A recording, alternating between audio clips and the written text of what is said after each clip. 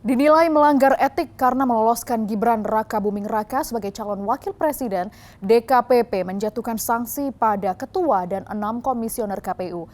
Lalu apa kata Gibran Rakabuming atas sanksi keras kepada KPU terkait pencalonan dirinya sebagai cawapres? Kita diskusi bersama Zeki Rahmat. Keras terakhir kepada Hasyim Asyari.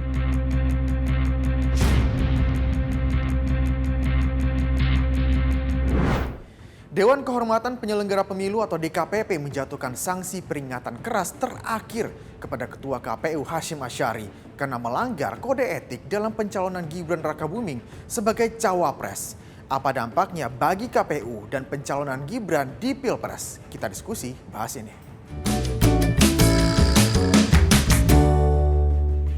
Memutuskan mengabulkan pengaduan para pengadu untuk sebagian. 2. Menjatuhkan sanksi peringatan keras terakhir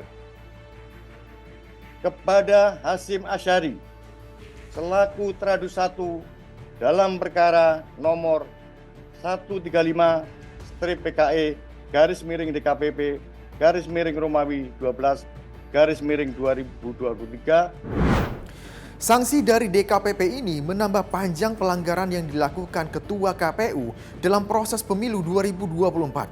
Karena sebelumnya Ketua KPU telah diberikan sanksi keras dalam beberapa kasus seperti melanggar kode etik karena memiliki hubungan dengan Ketua Umum Partai Republik I, Hasnaini atau Wanita Emas, lalu ada pula perkara kuota caleg perempuan. Menanggapi peringatan keras dari DKPP, Ketua KPU tidak mau berkomentar banyak. Sementara Bawaslu menyatakan putusan DKPP harus dilaksanakan. Konstruksi di Undang-Undang Pemilu itu KPU itu posisinya selalu sebagai terlapor, termohon, tergugat, dan juga teradu. Nah kalau di DKPP misalnya sebagai teradu. Nah karena saya sebagai teradu maka saya mengikuti proses-proses persidangan di DKPP. Ketika ada sidang diberikan kesempatan untuk memberikan jawaban, keterangan, alat bukti, argumentasi sudah kami sampaikan. Dan setelah itu kan kewenangan penuh dari majelis DKPP untuk memutuskan ya apapun itu. Sehingga dalam posisi itu saya tidak akan mengomentari putusan DKPP. Ketika dipanggil sidang kami juga sudah hadir memberikan jawaban, memberikan keterangan, alat bukti dan argumentasi. Jadi apapun putusannya ya sebagai pihak teradu kami tidak akan komentar terhadap putusan tersebut. Karena semua komentar, catatan, argumentasi sudah kami sampaikan pada saat di dalam persidangan. Putusan DKPP itu akan berkaitan dengan pribadi dari penyelenggara pemilu. Jadi seharusnya tidak mempengaruhi putusan lembaga ya. Proses yang telah dilakukan itu yang disarankan penyelenggara atau KPU. Jadi ya silahkan terjemahkan sendiri, tapi bagi kami proses telah berjalan ya. Proses telah berjalan, ada permasalahan mengenai itu yang kemudian dicermati dan juga dilaporkan kepada Dewan Kehormatan Penyelenggara Pemilu, yaitu ranah dari Dewan Kehormatan Penyelenggara Pemilu. Jadi kami agak sulit kemudian untuk memberikan komentar karena putusan DKPP harus dilaksanakan dan tidak ada kemudian DKPP juga merekomendasikan terhadap hal ini kan, terhadap proses-proses yang telah dilalui. Sanksi tegas yang dijatuhkan DKPP ke KPU ditanggapi dua capres lain, Anies dan juga Ganjar. Semua yang sifatnya baik nantinya akan terlihat, tapi semua yang sifatnya buruk nantinya akan terlihat. Dan kami berulang kali menyampaikan pentingnya menjaga etika dan jangan dianggap enteng. Karena itu saya menyampaikan apresiasi kepada DKPP yang sudah berani untuk mengungkap yang senyatanya. Dan ini sekaligus juga sebagai pengingat, ini adalah alarm 9 hari lagi pemilu. Jangan sampai nanti di hari pemilu dan sesudah hari pemilu muncul masalah-masalah seperti ini lagi. Karena tidak ada yang bisa disembunyikan lagi.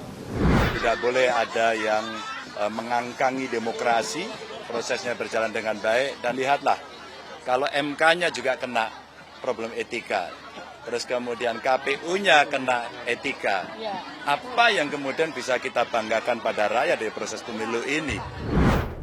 Karena berkali-kali diberikan sanksi keras soal etika, KPU dinilai tidak profesional. Ya, sangat patut dipertanyakan. Jadi memang tadi saya sebutkan dari bulan April juga sudah ada peringatan keras terakhir. Itu kan menandakan bahwa selama ini rupanya memang KPU periode yang sekarang itu sudah menunjukkan mereka tidak profesional. Dan apalagi waktu peringatan keras yang kedua tuh. Padahal harusnya kalau terakhir, kalau kita di perusahaan kan SP3, terus setelah itu ya SP3 ya dipecat gitu ya. Tapi kan waktu itu tidak langsung dipecat. Nah, waktu yang kedua itu kan soal keterwakilan perempuan juga persoalan yang terkait dengan peraturan KPU yang harusnya menindaklanjuti putusan Mahkamah Agung, tapi kemudian dia cuma mengirim surat. KPU hanya mengirim surat kepada partai-partai politik. Memang kelihatan tidak profesionalnya di sini. Karena itu memang harusnya ada penggantian, harusnya ketua KPU ini dipecat, dan kalaupun ternyata DKPP tidak setegas yang seharusnya mereka lakukan, KPU-nya sendiri harusnya selain memberikan peringatan juga memecatnya karena sudah SP3 ini ibaratnya, dan jika perlu juga presiden dan partai-partai politik di DPR juga harus mengambil tindak lanjut harusnya. Apa kata Gibran Rakabuming atas sanksi keras kepada KPU atas pencalonan dirinya sebagai cawapres? DKPP hari ini pelanggaran berat yang DKPP. Gimana tanggapannya, Mas? Kami tindak lanjuti seperti apa, Mas?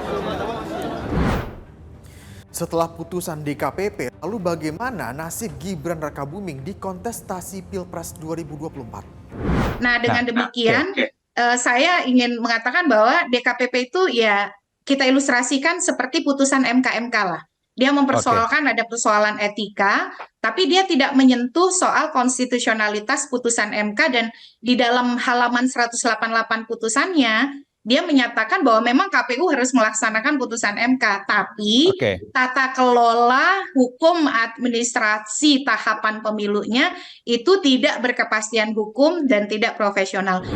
KPU-nya sendiri itu harusnya diberhentikan dan kemudian diganti saja. Bahkan kalau saya sih merasa pemilu kali ini sudah tidak punya legitimasi. Ini melanggar etiknya sudah 2 kali nih. Dan kalau misalnya masih diperdebatkan etika itu bukan hukum, kita kan harus melihatnya pada demokrasi yang substantif. Kita tidak bisa berdebat pasal-pasal dalam undang-undang saja, tapi ini etik kalau dalam menjalankan demokrasi yang substantif itu bahkan lebih tinggi daripada hukum. Nah, jadi paling tidak secara kelembagaan ya ini mesti diulang lagi semuanya, karena yang jadi soal itu yang kedua yang akan saya sebutkan sekarang, yang jadi soal adalah penetapan Prabowo Gibran dari November lalu. Itu kan yang jadi pokok persoalan kenapa putusan DKPP ini lahir.